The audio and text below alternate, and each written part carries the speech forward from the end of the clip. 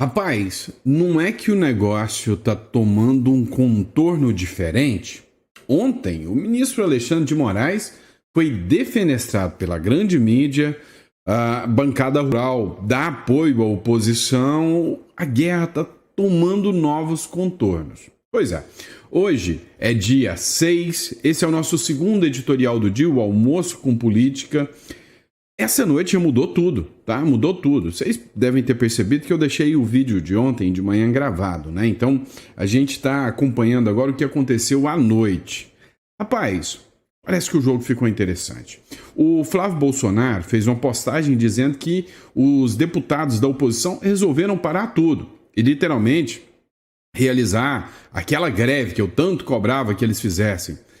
Sacanagem, né? Um país que não respeita a sua oposição, não respeita a democracia, desligaram as luzes. E aí eu pensei, vamos pular fora, né? O Magno Malta falou, mandaram apagar as luzes, é uma vergonha, vamos ficar sem comida, mas viraram a noite, passaram uma noite inteira, merecem, né? O meu respeito. O Davi Alcolumbre se manifestou sobre impeachment do ministro Alexandre de Moraes. É daquele jeito que você já está acostumado, né? Agora, o que eu achei interessante foi o Centrão. O União Brasil e o PP, alinhados do bolsonarismo, começaram a soltar a mão do Bolsonaro um pouquinho depois dessa questão da pressão em cima do Bolsonaro. Só que agora, com a prisão do Bolsonaro, o União Brasil e o PP vão aderir à oposição. O ministro Alexandre de Moraes perde força com isso. A bancada ruralista não comprou discurso de que a culpa do tarifaço é por culpa do Bolsonaro, entendeu que a culpa é do Lula, fez manifestação e se vira contra o governo e se vira contra até o próprio ministro Alexandre de Moraes. Em compensação, o povo foi para as ruas. Tem o Fernando Holliday aqui falando sobre manifestação na Avenida Paulista. Em Brasília, o Sebastião Coelho encabeçou, né, uma das maiores passeatas contra a prisão do Bolsonaro. Né? Na Avenida Paulista foi um evento bonito, né, de se ver. A Sonaira também falou um pouco sobre a Avenida Paulista, como que aconteceu, e a gente vai mostrar para vocês. O povo tomou as ruas e parece, né, que a manifestação está ganhando proporções ainda maiores, tá, pessoal? E a gente vai falar sobre isso aqui com vocês. Outro ponto. Essa aqui você vai entender e vai falar, o que mudou? Prisão de Bolsonaro irritou os ministros do STF, isola Moraes e pode ser reconsiderada. Os ministros do STF podem reverter a decisão, desmoralizando o ministro Alexandre de Moraes e enfraquecendo muito o ministro. Tem uma informação que está circulando nas redes que até ex-ministros de outros tribunais, né, do STF, já tem ministros, mas ministros começam a falar que a lei Magnitsky foi muito bem aplicada porque o ministro Alexandre de Moraes está fora do controle. Agora, a cereja do bolo de hoje, o Gilmar Mendes, estaria ele abandonando o ministro Alexandre de Moraes? Será que pesou a preocupação de que as sanções podem acontecer na Europa também? Olha que trem interessante, que novela muito louca é essa novela que nós estamos assistindo. Então, antes de mais nada, peço a você que inscreva-se no canal, curta, compartilha, porque o bicho tá pegando hoje. Então, vai lá. Você que não é inscrito, inscreva-se para sempre ter as melhores informações aqui no nosso canal. Vamos de informação, vem comigo. É o seguinte, pessoal, vamos começar do começo. Ontem o Flávio Bolsonaro fez uma publicação, uma postagem, onde ele disse o seguinte: iniciamos uma live de dentro do plenário do Senado, ou seja, deputados, senadores tomaram ali o plenário e prometeram obstruir tudo, onde vamos passar a noite em protesto. Só uma noite é pouco, mas já é um começo. Estamos na trincheira para resgatar a nossa democracia. Já somos, e aqui é a cereja do bolo, já somos 39 senadores apoiando publicamente o impeachment do Alexandre de Moraes. Faltam só 2 para iniciarmos o processo. Corre lá no meu Instagram, Flávio Bolsonaro, e acompanhe, né? Então, chamou para o pessoal acompanhar. Olha só, que doideira. Só 2 assinaturas restantes para ter o número suficiente de início de impeachment. E aí é uma pressão grande sobre o Davi Alcolumbre. Só que o Davi Alcolumbre já demonstrou que não vai ceder.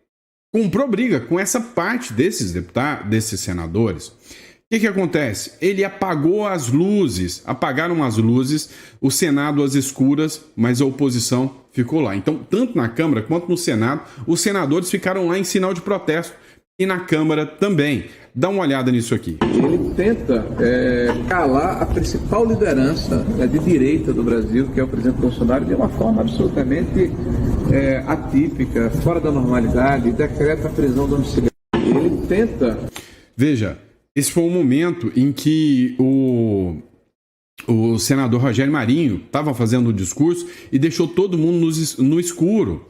É um desrespeito à oposição. Um país que não respeita a oposição não tem democracia. É simples assim. Alcolumbre manda apagar as luzes do Senado Federal, senadores sem luz. Matéria do No Centro da Política. Estamos aqui com luz de celular.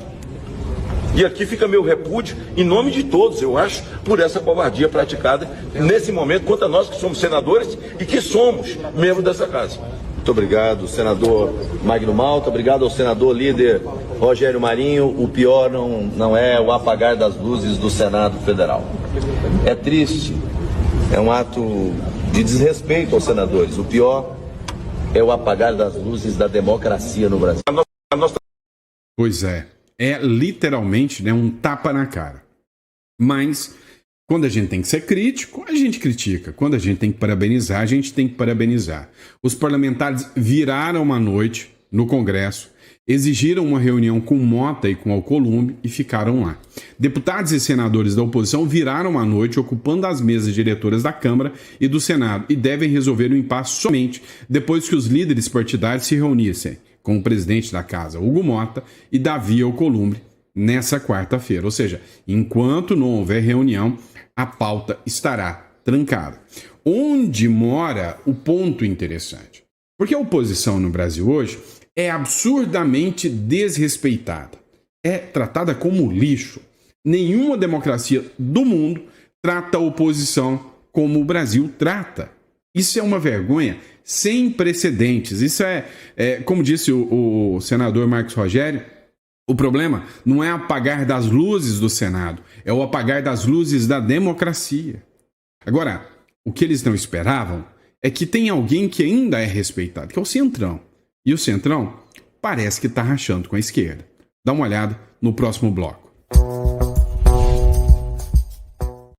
Pois é, agora era a hora da verdade. A gente sabe que o Centrão, de certa forma, ele vai onde é mais interessante para ele.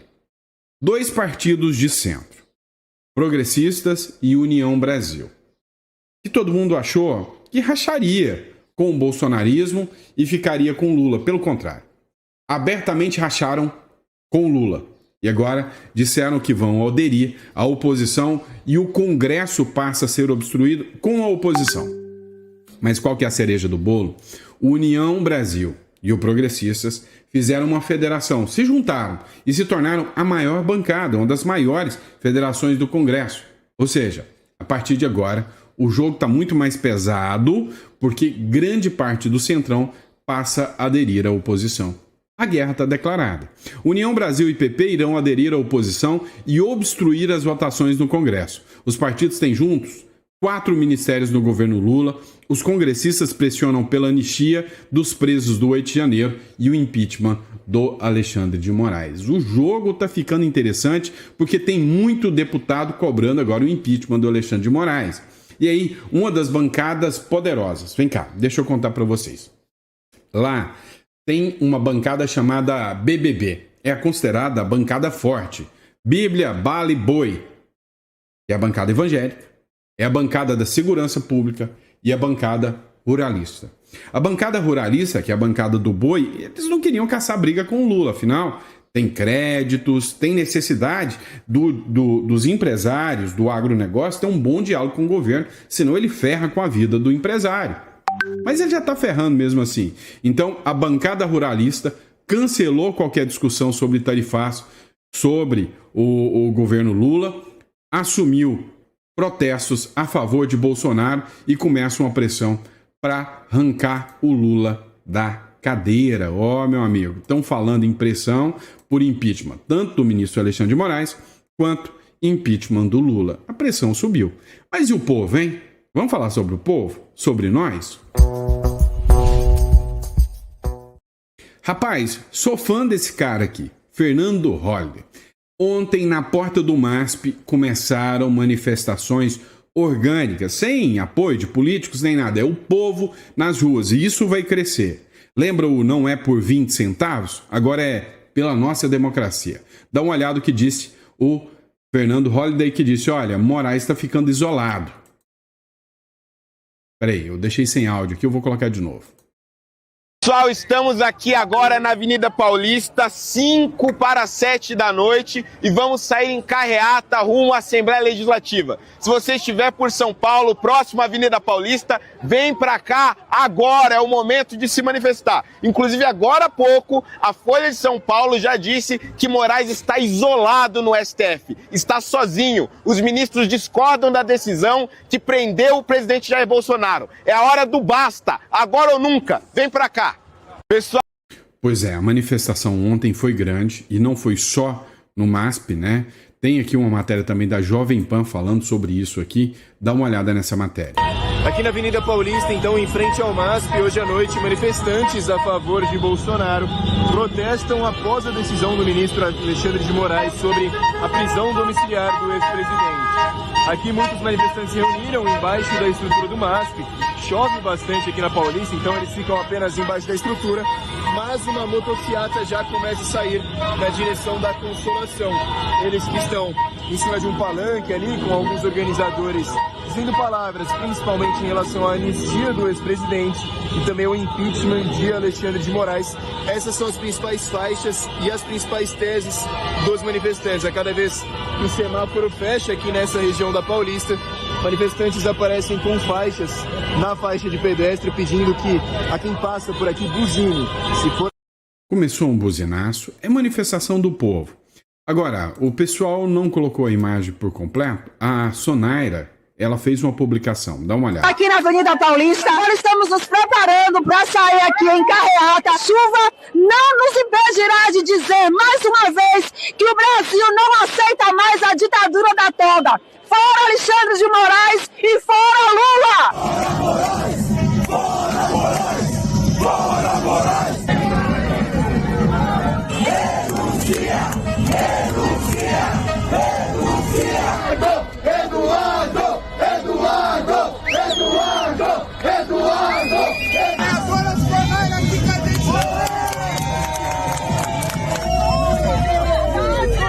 vale muito mais do que a nossa vida. Nós não vamos retroceder. Não daremos nenhum passo atrás.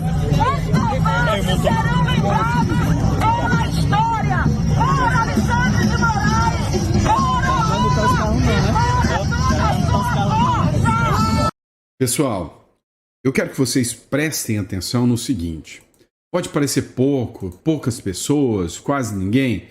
Só se lembrem de uma coisa. Se você acompanhou 2016, lembre-se que o impeachment da Dilma começou exatamente dessa forma.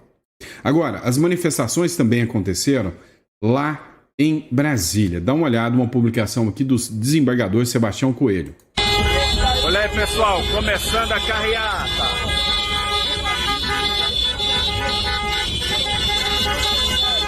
Começando a carreata. É por liberdade. Liberdade para Jair Bolsonaro, Daniel Silveira, Felipe Martins. Liberdade, anistia para todos. Povo na rua, até cair Alexandre de Moraes. Até ser votada a anistia. Vou falar um negócio para vocês. Pensa num sujeito que eu tenho admiração, é esse tal de Sebastião Coelho. Esse é muito corajoso, um ótimo jurista. Dá uma olhada aqui, né, num trecho onde ele fez uma publicação também, num momento maior, lá em Brasília, da passeata. Olha aí, pessoal, vejam onde está a carreata. Ali a terceira ponte, os arcos, está depois do lago. Nós estamos na subida, chegando quase no condomínio de Bolsonaro. Estamos juntos aqui. Pois é, parabéns antes de mais nada ao desembargador Sebastião Coelho pela sua coragem, pela sua perseverança, e tenha certeza de uma coisa: na história o senhor será lembrado como um grande desembargador, como um grande jurista e provavelmente como um grande senador. Pessoal, mas você achou que já estava o suficiente? Já gostou o suficiente desse editorial? Calma, só estou começando. Dá uma olhada nessa matéria da Folha de São Paulo. Dá uma olhada. Prisão de Bolsonaro irrita os ministros do STF, isola o Alexandre de Moraes e pode ser reconsiderada. Olha só, se os ministros do Supremo Tribunal Federal resolverem reverter a prisão do Bolsonaro, daria força ao Bolsonaro. Aumentaria ainda mais a visão do mundo de que o Bolsonaro é um perseguido político e que o Alexandre de Moraes totalmente está descontrolado e não observa mais as questões legais. O julgamento de Bolsonaro, a prisão domiciliar de Jair Bolsonaro, irritou os ministros do Supremo Tribunal Federal e deixou o Alexandre de Moraes isolado na corte. Magistrados, inclusive, que não participam do julgamento do ex-presidente na primeira turma e também alguns que a integram, consideraram que a decisão foi exagerada, desnecessária, insustentável do ponto de vista jurídico. Escancarou para o Brasil e para o mundo que o Supremo Tribunal Federal toma decisões única e exclusivamente por questões políticas, tá? Totalmente por questões políticas. E o negócio está rachando. Juristas renomados começam a se apresentar ante, o ministro Alexandre de Moraes em confronto e dizendo, opa, ele precisa ser controlado. Dá uma olhada, por exemplo, a eminente ministra do STJ, Eliane Calmon, disse, olha, não está errado a aplicação da Lei Magnitsky contra o Alexandre de Moraes, não. Ele está descontrolado. A ex-ministra do Superior Tribunal de Justiça e ex-corregedora do próprio CNJ, que é o Conselho Nacional de Justiça, que pune juízes, ela aprovou a aplicação da Lei Magnitsky contra o ministro Alexandre de Moraes. Para ela, o relator das ações do 8 de janeiro cometeu irregularidades claras nas investigações de condução que envolvem o ex-presidente Jair Bolsonaro e ao impor restrições a empresas de tecnologia americana, sem seguir os trâmites legais. Nessa entrevista exclusiva que aconteceu ao Política Livre, concedida na última sexta-feira, ela fez críticas severas ao STF como um todo, que, na sua visão, atua politicamente, extrapola suas funções constitucionais e tem se fechado em torno de Alexandre de Moraes por puro corporativismo. Em momento algum, juristas tão renomados como a Eliane Calmon, ela tinha se posicionado. Um ministro que está se posicionando muito é o Marco Aurélio de Mello, que vem falando que todo esse processo que acontece é ilegal, é um processo arbitrário, é um processo autoritário. Agora, e alguns ministros aliados, defensores e que sempre estiveram alinhados ao Alexandre de Moraes, será que algum dia vai soltar a mão do Alexandre de Moraes, como, por exemplo, o Gilmar Mendes? Dá uma olhada nessa publicação do Mário Sabino. O Mário Sabino publicou o seguinte, abre aspas, a prisão do Bolsonaro irritou ministros do STF, isolou o ministro Alexandre de Moraes e pode ser reconsiderada. O Gilmar Mendes, também conhecido como ministros, então foi ele que falou, manda um recado para Alexandre de Moraes via imprensa. Um clássico brasileiro. Ou seja, o negócio está indo, num contorno mais grave. O que o Mário Sabino falou é que quando o pessoal aí da mídia fala sobre os ministros que se manifestam, é só o próprio Gilmar Mendes. E o recado de que ficou irritado é o Gilmar Mendes. O Vinícius Carrion, que fez essa publicação, escreveu o seguinte, o Gilmar Mendes abandonando o Moraes? É medo da Lei Magnitsky. É o que ficou conhecido como o efeito Magnitsky. Mas não parou por aí. Ontem a imprensa estava malvadona. Ontem a imprensa queria descascar o ministro Alexandre de Moraes. Novo contorno está se virando aí em relação ao Alexandre de Moraes. Veja, há poucos dias atrás era impensável uma matéria como essa, mas CNN. Decisões de Moraes são políticas e ideológicas. É o que afirmam especialistas. Especialista em direito constitucional aponta que decisão do magistrado apresenta dificuldade de interpretação, gera insegurança jurídica e institucional. Pois é, a imprensa tirou o dia para detonar o Alexandre de Moraes. Atrasaram, descobriram isso só hoje. Mas assim, leva a crer abertamente sobre o critério, o conhecimento jurídico necessário do ministro Alexandre de Moraes e a própria sanidade de tudo isso. Ou seja, parece que começaram a rifar o ministro do Supremo, Alexandre de Moraes. Rifaram de certa maneira, que pegaram o STF, deram um bagudeixo aqui, um saculejo e soltaram só bomba ontem. Matéria do Poder 360, também publicada pelo Vinícius aqui. Dá uma olhada nisso. O Barroso já sentiu o drama, já pensa em sair e o Lula já tem até 4 candidatos declarados para colocar no lugar. Mas você acha que o Barroso largaria o osso se não sentisse o impacto? É por isso que ontem teve uma matéria onde o Eduardo Bolsonaro falou: calma, é estratégia. Não aplique sanção aos demais ministros do STF. Manda recado para eles que ainda dá tempo deles recuarem. Pedem para sair, renunciem e saiam. Pois é, o Barroso já está declarando que prefere ser, sei lá, um embaixador lá em algum país da Europa do que continuar como ministro do Supremo. O atual presidente do Supremo está desanimado com a conjuntura formada na corte. Bruno Dantas, Jorge Messias, Rodrigo Pacheco e Vinícius Carvalho estão na lista de cotados para a vaga do Lula. Diga-se de passagem que o Lula não está indo muito bem, não, né? Acabou de dizer que agora ele vai ser mais socialista do que nunca. A Folha de São Paulo, até no seu periódico impresso, soltou essa bomba, né? Que a prisão do Bolsonaro está isolando o ministro Alexandre de Moraes dentro do Supremo Tribunal Federal. Então, uma delas fez 2 matérias descascando o ministro Alexandre de Moraes. Será que aquela proteção toda que eles criavam ao ministro Alexandre de Moraes e aquela história de a gente vai salvar a democracia mesmo que a gente precise destruir a democracia para isso? Parece que caiu a ficha e todo mundo percebeu que não é bem assim que a banda toca. Agora, vocês precisam lembrar também, lá fora, o Homem Laranja e os seus aliados estão de olho, todos de olho no ministro Alexandre de Moraes, e é o que a gente vai falar sobre isso agora. Dá uma olhada. Pois é, as autoridades dos Estados Unidos continuam fazendo todas as críticas ao ministro Alexandre de Moraes. Eu já disse para vocês uma coisa. O pessoal lá do STF pode ser tudo, menos bobo. Eles perceberam que lá fora tem um monte de gente, inclusive dentro dos Estados Unidos, criticando o Moraes, inclusive na Europa criticando o Moraes. Mas um ou outro resolve surgir em defesa do ministro Alexandre de Moraes. Isso é notável, né?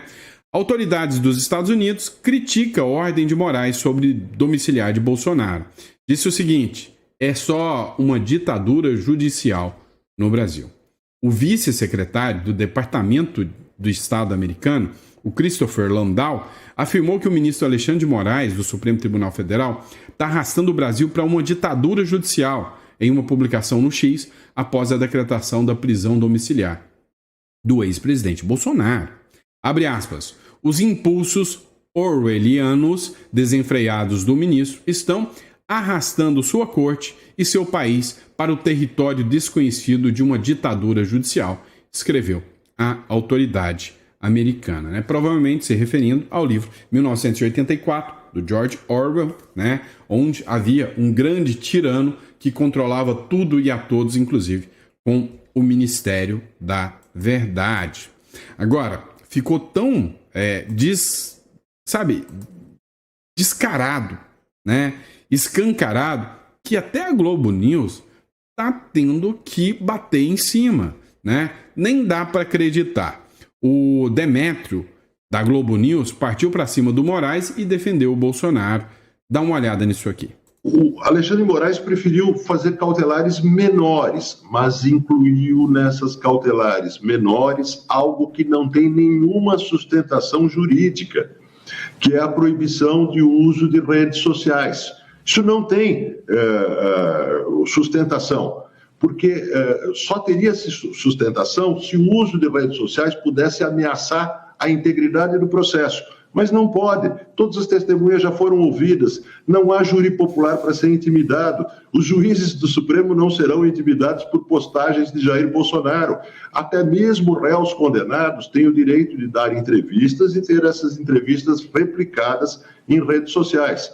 Quando Alexandre de Moraes adota essa medida, é a sua obsessão pela censura de redes sociais, ele permite um pretexto eficaz para os bolsonaristas. E nós estamos agora no campo desse pretexto eficaz. Ou seja, depois que os bolsonaristas tiveram que se encolher diante da tarifa de Trump, aparecendo como aliados de uma potência estrangeira que prejudica o Brasil inteiro, agora eles conseguem uma nova narrativa e vão à ofensiva, porque é uma narrativa boa. Vem cá, essa turma às vezes me assusta. É uma narrativa boa porque ela condiz com os fatos. Então, quer dizer, não é uma verdade, é só uma narrativa que os fatos confirmam. É isso? Né? Que mentalidade dessa gente? Vem cá, deixa eu contar um segredo pra vocês. Fofoca então, assim, de bastidor, tá? E aí vocês não contam pra ninguém. A Globo mandou fazer uma pesquisa. E saiu uma pesquisa dizendo que a Globo precisa mudar sua linha editorial porque ela é esquerdista demais. E aí começou a dar linha para um monte, mas literalmente um monte de jornalistas. Daniela Lima caiu, Catanhede saiu, ou seja, vão enxugar porque são esquerdistas demais. Isso é porque a consciência bateu na cabeça deles, né? Não. Deixa eu contar um segredo para vocês. A família Marinho mora nos Estados Unidos. Deu para entender a regra do jogo, o porquê que a turma fica um pouquinho preocupada? Agora, tudo isso, mas literalmente tudo isso, é para esconder algo ainda maior. Vaza Toga pode anular todos os processos do Bolsonaro e pode mandar muita gente para a cadeia. Você acha mesmo que os Estados Unidos, com a CIA, né, com o sistema de investigação, não sabe um monte de podre de um monte de gente e você acha que isso aqui vai passar batido? Escuta. Eu agora até mudando, acho que nem a anistia, é a anulação, depois que tudo vazou, né, do lava-toga lá do gabinete do ódio do Alexandre de Moraes, que estava procurando qualquer coisa para manter as pessoas presas. Então, assim, é vergonhoso o que está acontecendo. Mas não tem jeito, uma democracia, nós temos que respeitar esse movimento. 2026 está aí e todo brasileiro tem que fazer seu esforço. O que acontece? Eu, por exemplo, quando fui candidato, eu gosto de você, hein? Vou votar em você. Legal, mas não é isso. Nós temos que fazer muito mais do que isso. A gente tem que agitar, tem que chegar com os amigos, faz as reuniões, gente, vamos fazer a coisa acontecer. Bora, Bill. Porque o Brasil é nosso, mas a gente tem que tomar posse. Eu agora até... Pois é. E aí começa a crescer esse discurso de que já não é mais anistia, é anulação já. E aí, meu amigo, se não é anistia, é anulação, o bicho pega ainda mais para os ministros da Suprema Corte, porque aí o discurso já é um discurso um pouco mais pesado. Bom? E é isso, pessoal. Espero que vocês tenham gostado, que Deus te dê uma mesa farta, repleta de bênçãos para você, para toda a sua família. Muito obrigado pela confiança, pela credibilidade em estar aqui conosco no nosso canal. E a gente volta daqui a pouquinho, às 4 horas da tarde, com o nosso chá da tarde. Só um recadinho rápido, né? Eu tenho que fazer esse recadinho. É o seguinte, por que eu estou orientando todo mundo a ter sempre um plano B? Estando ou não estando, num momento caótico como esse, eu opto muito pelo Uruguai, pela seriedade do país, pela baixa taxa de corrupção e pela segurança jurídica que o país te dá. Então, ter uma residência uruguaia te dá garantias. Vem cá, você literalmente põe a mão no fogo que o Brasil não vai enfiar a mão na cubuca hora nenhuma, não vai entrar em guerra para ajudar aliado nenhum e não vai entrar em treta. Se você põe a mão na cumbuca, tá bem. Mas imagina se você tem um filho, um neto aí, não seria melhor, caso acontecesse uma coisa dessa, enfiar seu filho dentro de um carro, atravessar por fronteira seca, mandar seu filho estudar medicina de graça num país muito mais sério do que o Brasil? Não seria mais interessante? Então, assim, se você acha que isso é interessante, ou você tem uma residência fiscal, reduzindo impostos, você vai clicar no link aqui, vai entender um pouco mais.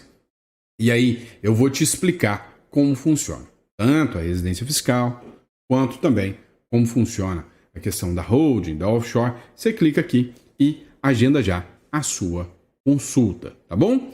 Grande abraço, fica com Deus e eu vejo vocês no próximo editorial.